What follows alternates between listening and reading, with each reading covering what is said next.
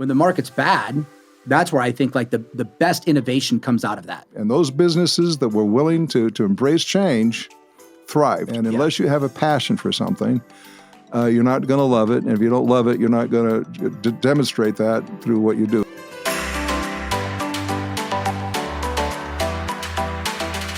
Hey, good morning, guys. This is Darin Marques with the Darin Marques Show, and I'm here today with my personal coach, Rick Cheever. Rick, good morning. How are you doing? Good morning, Darin. I'm doing well, thank you. It's early today, so lagging a little bit on getting started here, but I've had my caffeine, and I'm sure you've had yours. I know you're an early riser. Right into the vein. Injected it directly into the vein, huh? That's it. That's how I like to do it, too. So, guys, as you know, I talked about in the first show that we just did, this is our second episode, and I talked about in the first episode that we are going to be doing a series which is called Recession Busters, and that I'm going to be sharing with everyone inspirational stories from different business owners. First two podcasts so far have been real estate related because I think when it comes to recession, real estate is what most people think about right away. And obviously that's where I'm closest to, and that's where I have the easiest connections. And I was speaking with Rick a couple weeks ago, and Rick's got a great story about how he busted through the recession when the recession hit in 2008. And not only does he have that experience, but he's also a great coach and has been a great help to me in my business in the last year. So I wanted to make sure that I got him in here so that I could share some great wisdom from Rick, and also, not just a background in real estate, but a background in other industries from my understanding as well. So Rick, first of all, good morning. Good morning. Rick Cheever. Wonderful to be here. Thank you. And Rick, give us some background on yourself and tell us a little bit about yourself first to start off so everyone knows you. So I had to chuckle when you said wisdom. Okay. Wisdom comes as a result of making a lot of mistakes. I agree. and be willing to go for failure. So hopefully I'll be a very wise man someday then. 21 years as a coach, a business coach primarily. And then I have the honor of spending part of that time with an organization called the Tom Ferry International. He's a real estate business coach. Yep. And I've had a blast with him while at the same time maintaining my business coaching company. And it's been quite a ride. And anytime the economy shifts, of course, the key to success in any type of economic change is to be prepared. Yep. And to be visible and remain visible. So as part of my coaching, I insist that all of my clients, first of all, begin with a plan, a business plan. Yep. And they all try to have some sort of a contingency as part of that plan in case something goes wrong. Now, no one can anticipate things such as the downturns that we've experienced recently. For instance, in 2007, could not anticipate that. Yeah. And then, of course, in this last pandemic downturn, no one could anticipate that. But the point is that you have to be prepared for any change that occurs. And as you well know, we're now in the world of real estate. Yep. Embarking yet on another market change. Yep. With the interest rates going up and the shift from the buyers in the market to becoming more of a buyer side, sellers coming into the market. We have to make that change. So we have to stay flexible. Yep. So let's talk for a minute. You consult in other businesses as well, which I think this is important because, I want to make sure that people that are watching the show don't think that it's only related to real estate, that, it does relate to other businesses as well. So maybe just give us a little understanding, a little deeper understanding on your consulting, on your coaching business overall and what you provide for those other businesses, or what other type of businesses do you work with, just as an example. So coaching is pretty much the same throughout all businesses. Although I've had over 21 years of experience in turnaround business management and business coaching, the one thing that is true is that coaching in every business is the same. Really? It is. I coach through a couple of different intellectual properties that we use that is applicable no matter what business you're in. Okay. So I've been in mining, I've been in high tech, I've been in real estate, I've been in retail, I've been in consumer products, and what's true is that they're always the same in terms of the way they operate their business. Certain disciplines and certain knowledge. When you coach, what you're doing is you're basically pulling people together, the leadership teams. Yep. making sure that they are true to a plan, they don't deviate from that plan, and you keep them primarily targeted to that plan, whatever it is. And I love that you say that, because honestly, one of the reasons why when I interviewed different coaches with the Tom Ferry organization, and they'd even ask me, well, why'd you select Rick? And I said, well, Rick had executive experience for Coca-Cola, I believe it was. That's for 21 years. Yep. That's right. And they're like, oh, okay. And for me, I wanted to look outside the industry. I think it's really important that no matter what market we're in, whether the market's good or when the market's, especially now, as the market's slowing a little bit and there's opportunities coming up, I think this is where we reinvent ourselves as well. That's right. And I think it's really, in my opinion, I like to look outside to other industries. You and I have shared before, I worked in the fitness industry for a long time. So I even look at, for myself, I look back at what things worked for certain areas of bringing business in, because at the end of the day, it's all attracting a consumer, right? To get them to trust you, to get them to buy from you and continue to buy from you. And then the most important thing about business is referrals. So it's learning how to take care of that client. And it doesn't matter whether you're you own a bar or you're in own a gym or you're in real estate, we're all following the same process. And so I think that's an important point with what you just made, that it comes down to like the core principles that anyone follows in business, that helps them succeed, whether it's real estate or whatever. So you bring up a very good point. So as we've gone through the challenges we faced during the pandemic, as an example, the health industry was one of the industries that was most challenged, because people couldn't get together again in an environment where in the club working out. Yeah. So as with real estate, we had to find ways to still be relevant to the market. And struggles is the mother of creation, basically. So as a result of that, both in the real estate business, as is with many of my other clients, although it appeared to be a killer to some businesses, it was only a killer if you were not willing and able to be flexible and embrace and adopt change. Yep. And it are those businesses that thrived. That I can almost remember the day that the pandemic loosened up, when the market opened up, and those businesses that were willing to embrace change thrived. Yeah. So whether it be in the health industry, people suddenly, I have a health coach myself. And during that time, what did we do? Well, Zoom. Zoom, exactly. And we had bands instead of the weights. We discovered the bands work real well. Yeah. So same thing in real estate. We discovered that Zoom was very applicable in open houses, as an example. Yeah. And something that we discovered almost by accident was, I insisted that my real estate clients, my realtors, did not sell during that period. Nobody wanted a phone call from a real estate agent to sell. Yeah. But they became very creative, and they reached out to their geographic farms or their databases, and every Friday night they got their database together and played games. You talked to me about this last week, Right. and I thought this was a really great idea. Right. Was that the area that they were marketing to?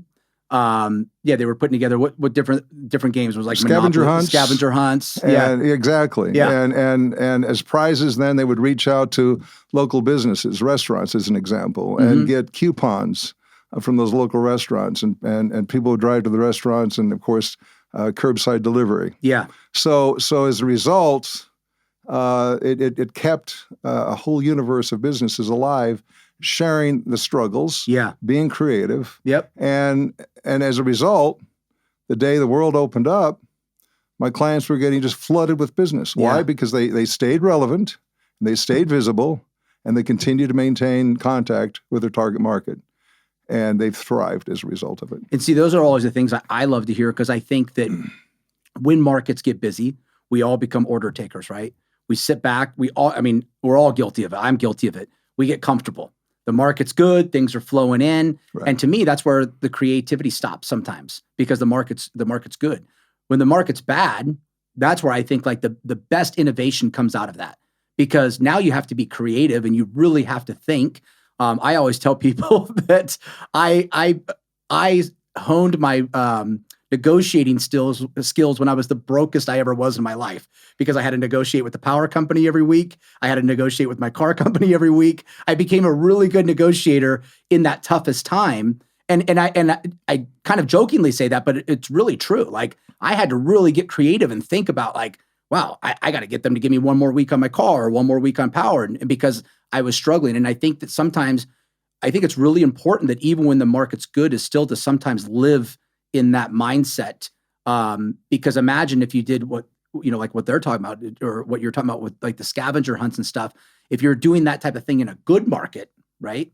How much when the market slows, your business would still be thriving, and you'd come back even stronger when the market comes back. And I think we saw a lot of people do that. I mean, even, everybody's talking about the recession now, but I think they're quick to forget that we literally just went through something that was worse than the recession 2 years ago. Everything was shut down, right? And everybody was like, whoa, what the, and it wasn't even like we knew it was coming. It was like one day the lights went off and everything shut down, and everybody's like, whoa, what the hell am I going to do now? And so I think that's a really great thing to bring up, is that having that ability to pivot and think outside the box. And I hate using that term, but it's the truth. I think that's really important. I wanted to talk to you because you shared a story with me about a young lady that was tell me about your real estate background. You had, was it 5 brokerages, Century 21 in Colorado? In Colorado, okay. Exactly, yeah. And you started those, was it 2003, if I recall? I got involved in 2001. 2001, okay. Right, it was an owner, I was an investor. I just returned from being in Europe with the Coca-Cola company and was looking for investments. So at that time, the real estate business appeared to be a very attractive investment opportunity. So I bought into a business with a gentleman who appeared to be struggling with all these offices. And now, was that right after 9/11, or was that? That was right after 9/11. Okay. I was a turnaround business specialist, is a long story. But so I jumped in, and before I knew it, I was a licensed real estate agent. So didn't intend to be. But, none of us ever do. But one thing led to another, and I became a licensed real estate agent. So while at the same time continuing my coaching and in consulting business. So you had the brokerages for, you had 5 brokerages, right. Century 21, and then you were telling me a story a couple of weeks ago. Was it 2007 or 2008, June? Oh, yeah, it's a tragic situation. You want to hear it? Yeah, let's share it, yeah. So I'll make it brief, but no one had any idea this was coming, of course. And I had a young real estate agent, very young. She was 21 years old, just gotten her license, joined my office, worked with her on a listing. At that time, listings were more prevalent than buyers. She had a heck of a time selling this listing, finally got it under contract. We were sitting at the closing table in the title company's office. Everybody's excited. We had the buyers here, the sellers here, the other side's agent, and myself, and this young girl. And this girl's already probably in her head thinking about her new car she's going to go pick out. She's got a new car picked out. She's just getting married and bought a wedding dress and had all this butterflies. And so she was so excited, bubbly. And the closing agent got up from the table and she left. And what they do is they go sort the documents and they go get a check for the funds. She was gone for the longest time. I had never experienced this where she's gone for half an hour. We suddenly started worrying about her, and then she comes in, and her face is ashen, and she's shaking her head. She said, "I've never seen this before, but we didn't get it funded." And the tables went quiet. Yeah. And we got this funny feeling. What do you mean it went? When's it going to get funded? It isn't. It's not going to happen. And the buyers backed out, and the investors backed out. So that was the day the lights went out. That's when you started to see it turn. That's when instantly. Yeah. Went back to my office, and it's as if things died. Yeah. And they say it started in 2008. Well, that's when really saw the impact. But I remember June 7th of 2007 was I'll never forget that day. Was when it really started to hit the real estate market. And so what, I mean, really, it was about 2 years, wasn't it, where it was really at the bottom. Oh, it was horrible. And I only know that because I got my license in 2008. Right. And so everybody thought I was crazy at the time. But what did you, just kind of give us some background, like what, obviously in a market like that, one, that flushes out a lot of agents, right? And I think we'll probably see that again with this recession. Mm-hmm. I always say it'll be interesting because here in Nevada, the licenses come up due at the end of this month. And so it'll be interesting to see if we go from 22,000 to what on September 1st. And But tell us a little bit of just things that you saw between the agents, because I know a lot of agents who actually ended up thriving and building and growing their business out of that down market. Are there any examples of that where you saw maybe, one agent who was doing really well just because of the market and they ended up going away? And then there was, maybe some agents that that used that as an opportunity to spring ahead and grow their business out of that recession. So this is a part of a larger story I tell. So a shameless plug, I have an IP I've created called Satisfactorily Underperforming Condition. Satisfactorily underperforming conditions. Roughly 72% of corporations, leadership teams in the country today struggle from this situation, and only a very small number of them realize that this is the situation, and they then retain a coach. Mm-hmm. But obviously the vast majority of them do not, and it's just simply being unaware of the potential because they're happy, they're fine. Mm-hmm. So they are underperforming because they're satisfied. Yep. Until they're not, and it's at that point then things come together and they tighten up and they say, "Oh my God, what happened?" Well, the real estate marketing industry is by far the most guilty of being in this condition. Oh, yeah. we're starting to. I'm starting to hear that right now in the last 2 weeks. They're satisfied until they're not. Yeah. And then they wonder what the heck happened and how in the hell am I going to pull myself out of this? Yeah. So as a coach, it's my objective to make them aware of it, and then they decide just how far they want to go in availing themselves of the practices that I take them through and the exercises to can keep them moving forward. And it's part of knowledge and time, which I'm not going to get into obviously today. So the problem exists in that people don't want to put themselves out there, and they until they have to. And then they make the decision, am I going to exit the business, or am I going to really make a change in my life and commit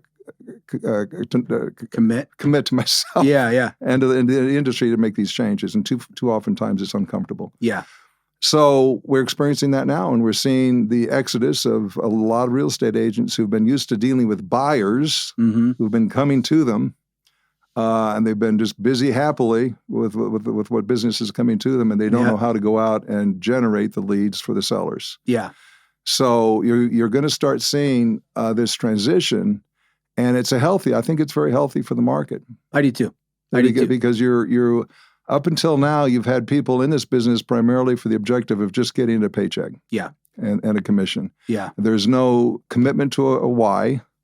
They don't know the reason they're in this business. And they don't see it as a profession, but it's just simply a means to an end of a paycheck. And unless you have a passion for something, you're not going to love it. And if you don't love it, you're not going to demonstrate that through what you do. As obviously, we love what we're doing. Yeah. And it shows. Yeah. So, and I think that's an important fact to bring up because it's interesting. A lot of times when I interview agents, I ask them what their purpose is for becoming a real estate agent. And it's interesting because the most common question I have, which is not even what I ever thought of when I joined real estate, but the most common answer I have is, "Oh, I love looking at homes." I'm like, okay, and that's why you're going to become a real estate agent? Yes, I love looking at homes, and I'm like, okay.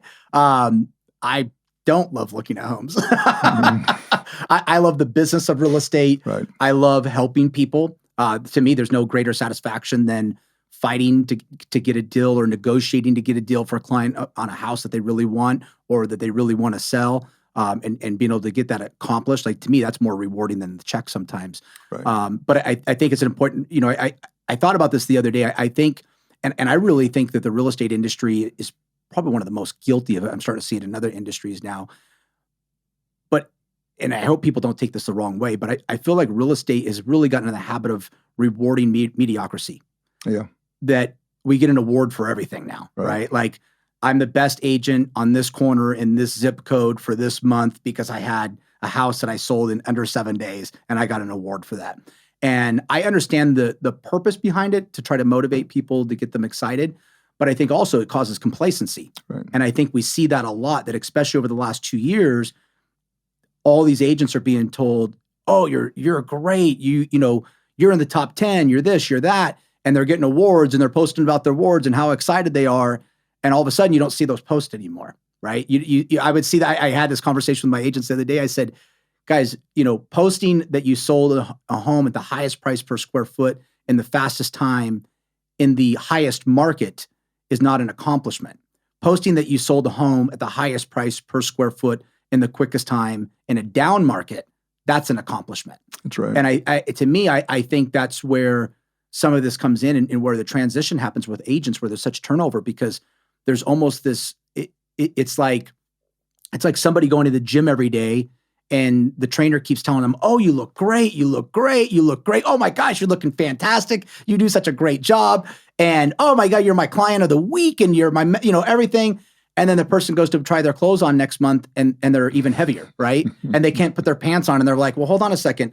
Every month my coach is telling me that I'm doing a great job and I'm like his number one, client, but they're not getting the results. And I think that's what's happened a little bit in real estate. And I think it's happened in a lot of industries across the board, is I think that the mediocrity is rewarded now. Right. And so it doesn't matter what you're doing, even if you're, number 982 out of 22,000 agents, you get a reward, you get an award for that, right? You're in the top 5% or whatever it is. And I think that's an important thing to remember, especially in good times, is that's the time when you really work hard, but you got to work even harder in the downtime so that when the market comes back, you will be at the front of the line. Right. And so are there any examples of any agents that you saw that really took advantage of that down market and were able to move themselves ahead? Oh, absolutely. And, there will always be people, I hate to admit, this is going to date me, but I remember when interest rates were well into the teens.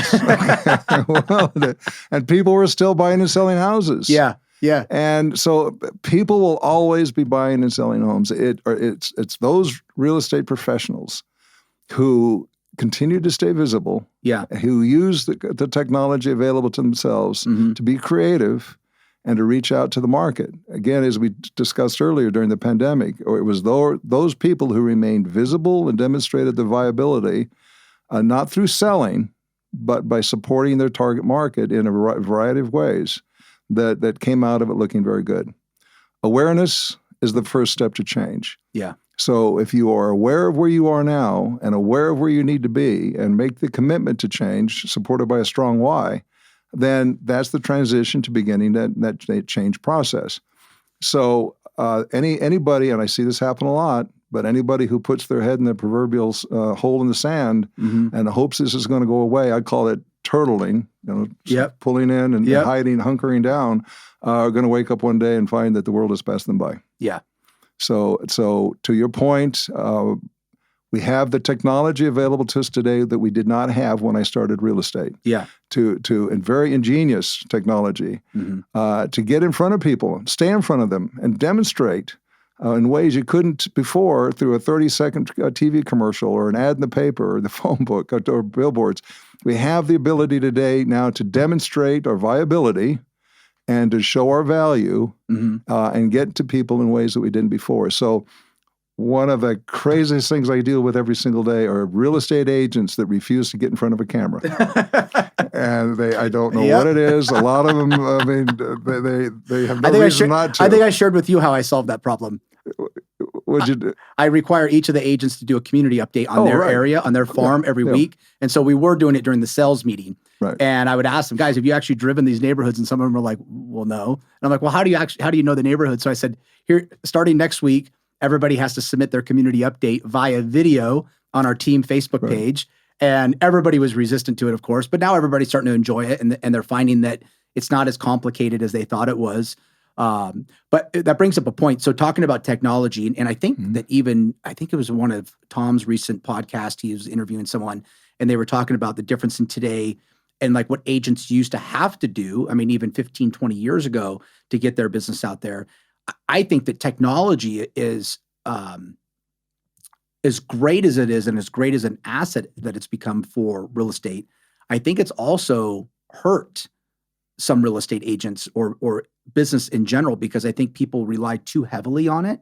And it's just even like some of the lead generation generating systems, right? Like I know so many agents that have become, and this is why I think it's really important, even with my team, I tell them, look, I'm going to give you leads, but the most important thing that I'm going to teach you when you join my team is how to hunt and how to kill, right? Because that you can do without any technology.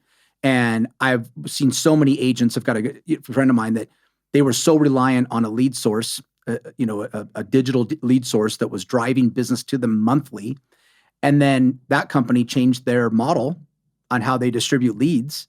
And that person went from, sitting back and collecting leads all day long and being able to convert those to all of a sudden now that business is gone.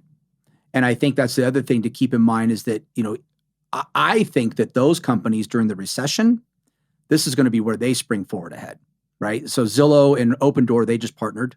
Yes. And they're doing a deal together now. Right, they had to. And I always have this conversation with agents when they say, oh, I knew Zillow was going to fail, or I knew Opendoor was going to fail. And I'm like, don't count them out yet. These are really smart people that run these companies. They will figure it out. And if you think that you're going to outsmart them, I saw this in the fitness industry when I owned a health food store in the early 2000s. I had worked in the health food industry when I was younger, before there was technology, being able to go online. And so people would come to you in the store because you were the experts, very similar to like what happens to real estate agents, right? Mm-hmm. People would come to you because you're the expert, and they would ask for information, and then you would provide them the information, and then you would provide them the plan on how to get there. And that would include buying supplements or the fitness program or whatever. And I was one of those people that believed, and all of a sudden Amazon started coming along and these different online programs. And I was one of those people that said, they'll never replace me, the person behind the counter with all the knowledge, they'll never replace me. And so flash forward to 2010, I opened up a health food store again. And I'm like, I'm going to go back in with the same business model of really adding this high level of service. And I did. And people would come in and I'd sit down, I'd do their diet program with them, spend 30 minutes with them. And then all of a sudden they'd get up. And the first day I caught this is the lady walks over and she starts scanning products. And I go, what are you doing? And she says, oh, I'm ordering them on Amazon. And I was like, oh, you got to be kidding me. And I'm like, oh, this world has shifted. And I'm like, the business model has shifted for this business. And so I say that because I tell agents all the time is that, just like don't get conditioned to the good market and doing things the way that you're doing it now. And this is, again, why I like to look to outside markets and what's working for them, because some of them have made, and this is what I relate to, is the fitness industry has already gone through what we are starting to go through, right? It's already gone through the transition where there was tons of retailers. And at one time there was, I believe, almost 90 health food retailers here in Vegas when there was 1.5 million in population. Now we have almost 3 million in population, and there's a third of that in health food stores because technology has taken a lot of that business away. And so I bring this up because I think the same thing is going to happen in real estate. Same thing. If we put our head in the sand and we think that, oh, these companies they can't replace me because I'm a nice person and I put people in my car and I drive them around. And I tell agents, I said, you're right. They won't replace you because what people will do now is they will call you for advice, and then they'll hop on Zillow or Opendoor and do what you just told them to do, and they don't have to pay anything. And I say that because I think in terms of our business, I don't care how great the market is, I think that's a recession that we are going to see within our own business within the next 3 to 5 years. Is that technology, if you're not using it to your advantage, you're going to be greatly impacted by not being ahead of it. I've seen transition in this industry in a number of ways. So before 2007, when listings were so prevalent, people were more sellers out there than buyers. We had companies sprout up like Assist to Sell and Help You Sell. Okay. You don't see them today. Yeah. So what happens is it's incredible how the market always comes down to the one thing, and that is providing value. Yeah. As long as you can remain, again, a legitimate and are able to provide a service to the market, you'll always be relevant. Yeah. I'll share something with you that not a lot of people know, and it's the secret to success as far as I see in this business or any business when you're trying to provide a service. We don't sell. We give people what they want. Yeah. And the only way we're going to be able to do that is ask people what they want. And I think with a lot of real estate agents in the market, they see what they do as selling, and they're resistant to being salesy. Yeah. And therefore they are resistant to going out and generating the business when all they have to do is get out and ask questions. Yeah. And understand what the market wants and what the potential client wants, provide it to them, and that's it. Yeah. So if they continue to try to resist the change, to try to open up their eyes and continue to try to force feed a service, then yes, they're going to be at best restricting themselves to success. But if as long as they continue to understand what the market wants and are able to provide that, they'll always be in demand. And what's your best tip on how to figure out what the market wants? Ask questions. Yep. Do this. Yep. Just talk to people. It's amazing what happens when you put yourself out there. We're people to people. We talk. We communicate. I go to networking meetings. I don't talk. I listen. I'll ask questions, and it's incredible what you find out.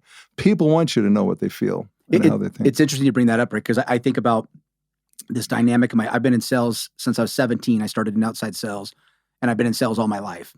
And I know that I sell completely different than I did when I was in my 20s. When I was in my 20s, I think I was still a really great salesperson, and I would always do really well.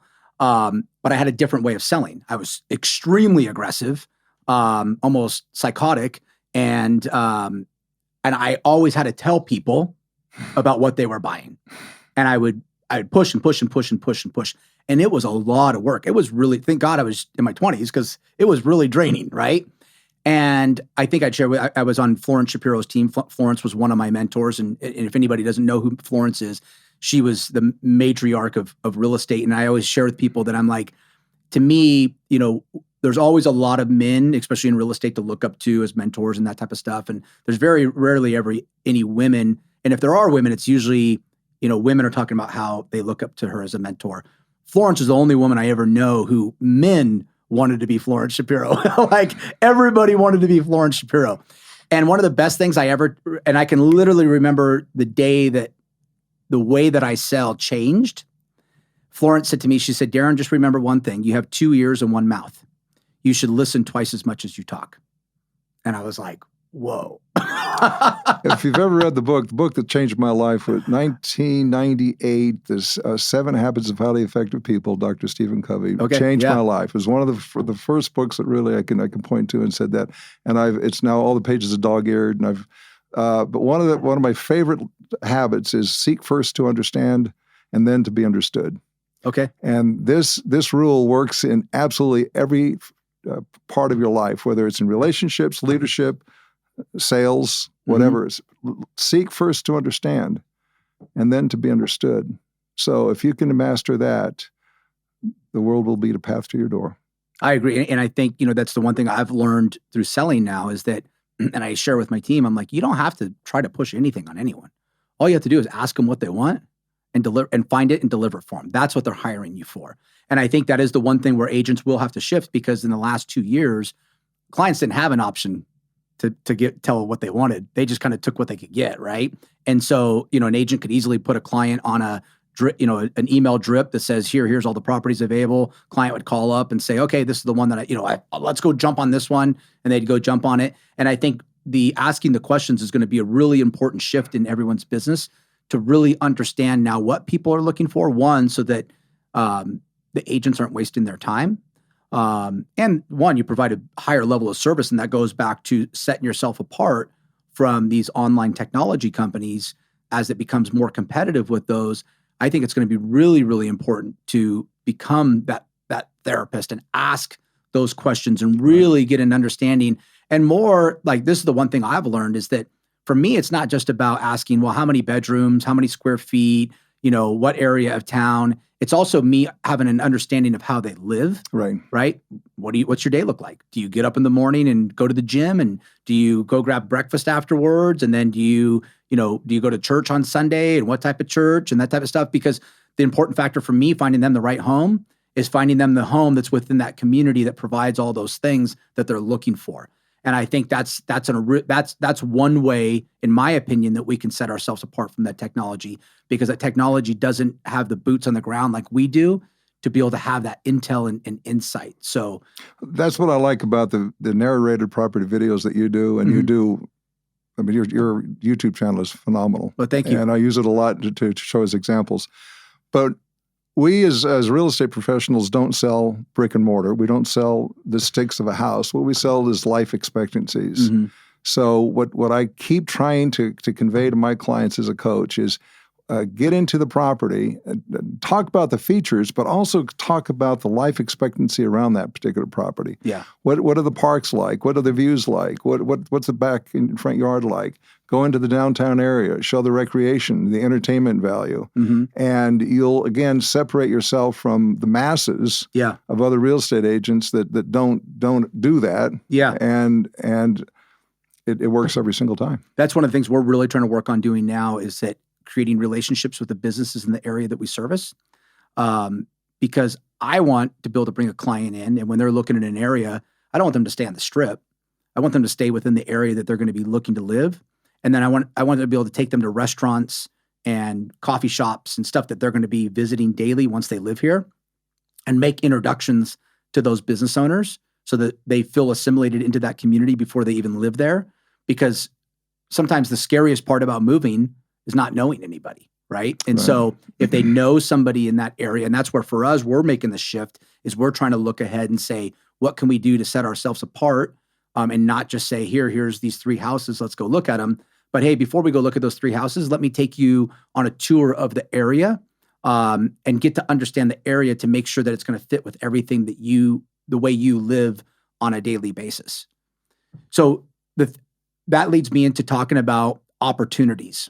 And as we all know that, or most of us know that, or at least in business, is that in any down market, it creates opportunities. My reason for getting into luxury mostly was I knew that clients that are wealthy understood that.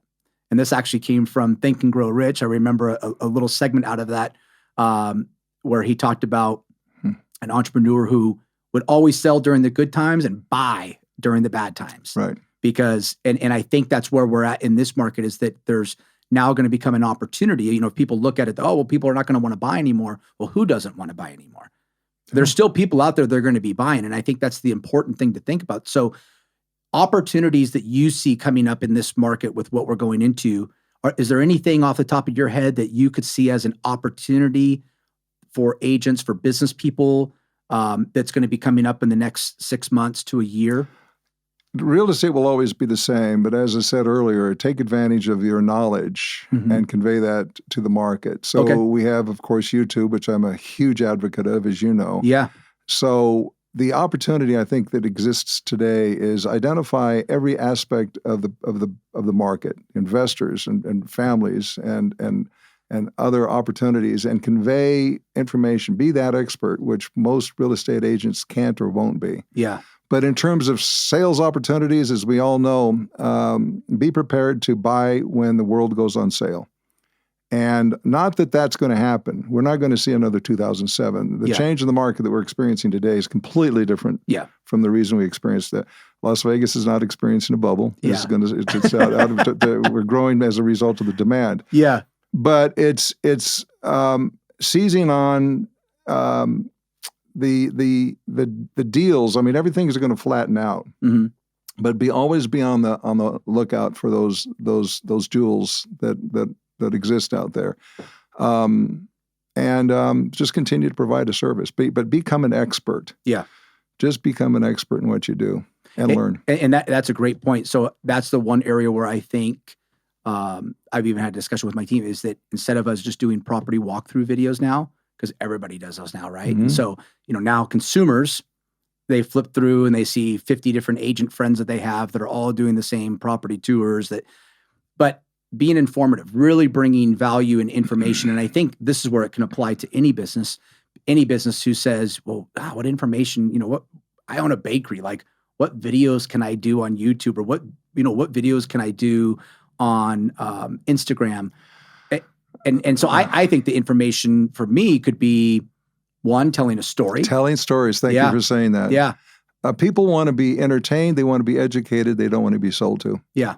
And when recently I've been doing a lot of research on the analytics, a lot of the YouTube videos from all of my clients. And what I'm seeing as a result are those videos that are being most watched are those that are entertaining and informative. And people will do searches for particular topics, and the YouTube will bring up the feed of similar topics. So the most that you can get out in front of people about a variety of different things that you're aware of and that you know about and become an expert in, particularly in the area of real estate, the more you're going to get watched and the more people are going to want to know more about what you know. Yeah, and the most important thing I've always thought that's important with the technology that we have now with video is that a couple things. One, you can provide that information, right, which makes you now positioned as an expert, and people want to ask you the questions. Two is that emotional connection. If you tell your story, telling right, stories. I'm just thinking off the top of my head. I'm like, okay, if I owned a bakery and I tell my story about why I love making cakes and baked goods, and my story behind that, and sharing that with people and why I love it so much. People aren't going to just visit my store now. They're going to become fans of my store because they become a fan of me. Exactly. And they get to know you. Yeah. And I think that's an important thing with real estate as well, is that we don't want them to just follow us. I want them to become a fan. Be like, wow, I really love listening to this person because the information and the content that they bring, I think is so important. And I think the value that you can get out there through video nowadays that everybody has access to, I think that's where we can hop ahead of these big tech companies in the real estate space and become so valuable is by just supporting our local businesses. And it's one of the things I did for myself when COVID happened. I thought the same thing. I'm like, well, nobody wants to see me tour a $5 million home. They don't even know if they're going to be making money next month or if they're going to be able to eat. And so I went out and I had all these clients that own businesses, and I started doing business spotlights with them and just talking about their business and how they're still open during COVID. And people loved it. You know what I mean? Because they didn't want to hear sales at that time. So. No, people retain you because they know you, they like you, and they trust you. Yeah. Okay. And the only way that people can get to know you and like you, to trust you, is for them to get to see you in a way that make them feel more comfortable about you being more like them. Yeah.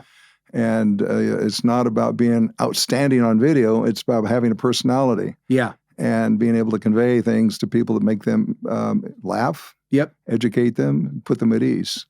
And I think that's an important point too, is just the content, developing that content, right? Because everybody's always like, well, what am I gonna talk about? What am I gonna do? And I've been watching a lot and learning a lot just about personal branding lately. And they talk about one of the most important things for consumers is to know who's behind the product. And in real estate, I think that's more important than ever, right? Because we are our name, right? We operate with our name. We don't operate under a different business name. So we're not hiding behind anything. And most people don't want to use a real estate agent because they don't trust them. And so I think it's so important. That's why I think video is more important than ever, and the technology is more important, because it gives people, and to bring in some of your, not just make it all business, but getting them to know who you are personally. Sharing some of your personal stuff, whether it's a restaurant you like to go eat at, or forever everybody knew that I love donuts because I would always post about donuts. And it's funny, one of my greatest clients I met, him and I connected about donuts. And so it's, it's those little things that you would never think that you might think is funny at the moment, but there's little things that, and even now, like I post more stuff about my workouts because so many of my clients, they're into working out. And so when I go meet with them, half of our conversation is about working out. It's not even about the house that we're going to go look at. Right. And I think that's an important factor is just to make it not, that's the one thing where they can set themselves apart in this market, is that they can create that connection and that emotional connection, which I think is really important, right? With their clientele, by letting their clientele know who they are. And I've heard so many people, even I used to say this as well, I don't want everybody in my personal business. And so I'm going to only show business stuff. And I learned that, well, they're going to learn about you they're going to be in your personal business, because any client that you really truly start to connect with, one, you're in their personal business, right? Right. You know every single thing about them. You know what's in their closets. You know what's in their bathrooms. They feel more comfortable when they get to know you personally, and they get to learn a little bit more about you. And then they really start to like you. And I think that's such an important factor. Well, yeah, I spend about 3 hours a day on YouTube. And I think the thing that attracts me most to any particular entertainer or knowledge expert is not only what they know, but how they convey it, and just feeling good about listening to them. Yeah. And you can sit and listen to a YouTube for 30 minutes and enjoy it. Yeah. Or watch some YouTubes for 2 minutes and hate it. Yeah. Yeah. So a big difference, as we've been saying, is we're all people. We relate to each other as people, and we have to remember that. And one of the things I think that the challenges we have in getting our clients to do video is that they want to be perfect. Yep. And they see themselves as screwing up all the time. And they just don't understand that the people who are watching them are just like them. They're people. They like to see imperfection. And they like to see imperfection, exactly. Yeah. So as we wrap up, Rick, any takeaways, any tips that you could give business owners in general, not just real estate, but business owners in general who may be panicked about what's coming? What are some tips and suggestions on things that they could start to do today maybe they feel like they're already too late. Maybe, my business is already shifting.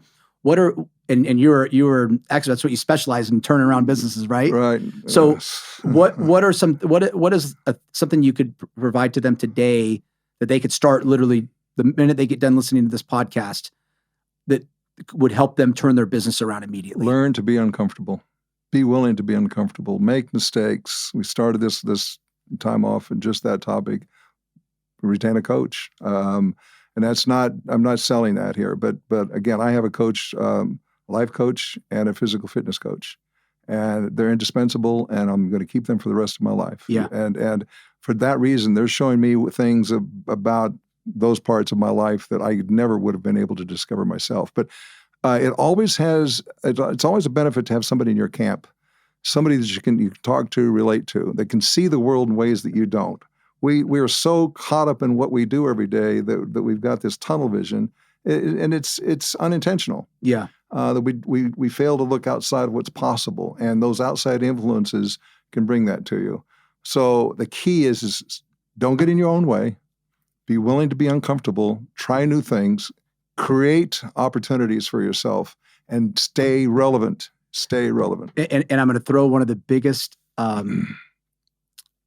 I don't know if you call it rebuttal or objection or what you want to call it, that I hear from people when I'm a very big believer in coaching now after working with you. I've got another coach that just for marketing. I'm part of these masterminds now. Good. Two things. One, that, I always look at it and I'm like, look, Mike Tyson, one of the best boxers of all time, had coaches and trainers and everybody, right? They always were helping him refine. Hey, turn a little bit more this way and do this. And now, he was one of the best boxers in the world, but he still was taking advice. Every top athlete, every top business person that I've met, every single one of them have coaches. And I know it's been one of the most important factors to keep in my mind right as business is shifting, or as I've gone through tough times. And we all have those days where we wake up and we're like, what the hell are we doing? Do I really want to do this? And then you snap out of that and you get back in check. And sometimes that's just talking to your coach. It's sometimes having hearing different stories. But I also think it's so important to be around other people that are big thinkers, right? And they have vision, because it's easy for any of us to get down. But the one thing I always hear from people when I tell them, oh, you need to hire a coach or you should do this, I don't have the money. What is your response to that? If I can demonstrate to you that our support of you can provide you that income many times over what you're going to invest in a coach, would you be willing to reconsider? Yeah, most definitely. There you go. And I can demonstrate and prove it to you. Yeah. And almost instantly. And as we say, we can 10 times your business, and we'll see it. You'll see it almost immediately. Oh yeah. Yeah. No, I agree. I think that not taking the risk is. There are people. Excuse me for interrupting. There are people who see an expense in something like this, and there are people who see it as an investment. Yeah. And anytime I deal with a client who sees this as an expense, first of all, they're only in coaching for a very short period of time. Yeah. You cannot save yourself to prosperity. Yeah. You simply cannot. Yeah. And those who try to do that recognize it after leaving the support very, very soon. I've seen them come back many times. Yeah. So don't see it as an expense, see it as an investment. And then the more that you are willing to open up, the more that your coach is willing to help you. And then the final thing I'll say, always have a destination, because the most challenging client I have is somebody that doesn't know where they're going and how they're going to get there. Those who do not have a destination, we're coaching from problem to problem to problem. We're only solving problems. I've got clients here in their 50s that still don't know where they want to end up. And as I say, if you don't know where you want to go, you're living life by letting fate take you where you're a zombie. Yeah. So gotta know where you want to end up, and there again we can help support you to that end as well. That's awesome. No, I'm obviously I'm a huge believer in coaching now. Thank you. It's funny is I hear people say that, but then they'll drop $3,000 a month on advertising that doesn't get him any return. Right? I'll ask them sometimes, well, how much you spend on advertising? Well, I spend $3,000 a month. When's the last client you got from that? I don't know. And I'm like, but you won't spend the money on a coach. Get rid of the advertising, spend the money on the coach so the coach can guide you on what you need to do because they have that expertise. They've gone through it before. And the greatest thing is that I think you get from coaching is that you work with several people, 10, 20, 30 people that are successful. And so you're able to share some of that stuff between all parties, which I love. That's working for this person, that's not working for this person. We were even sharing this morning, this couple that I just met, that they've only been in real estate for 2 years and they're doing a killer job. I sat down with them the other day and I learned so much from them about Instagram and YouTube. I was so excited. And they've only been doing it for 2 years. You know what I mean? But I think that's where the masterminds, the coaching, all that stuff comes into play, is because you can learn from each other. Versus people who are telling you, oh, the market's going to be bad, or this is going to be bad, and you think, oh, what the hell am I doing? So I'm a huge believer in coaching, and so Rick, thank you for joining me today. I appreciate you coming in today. I hope this was helpful to the audience and everyone watching. As I said, I think as the market starts to shift and people are looking for alternatives, or if they start to become negative, I think it's really important for them to hear these stories of down markets and how people turn things around, and the right mindset, right? Keeping the right mindset through this. One of the biggest things I've done recently is cut off the news.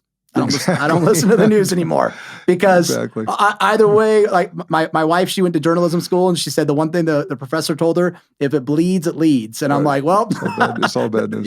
Yep, exactly. So anyway, guys, thank you. Rick, thank you again for joining me today.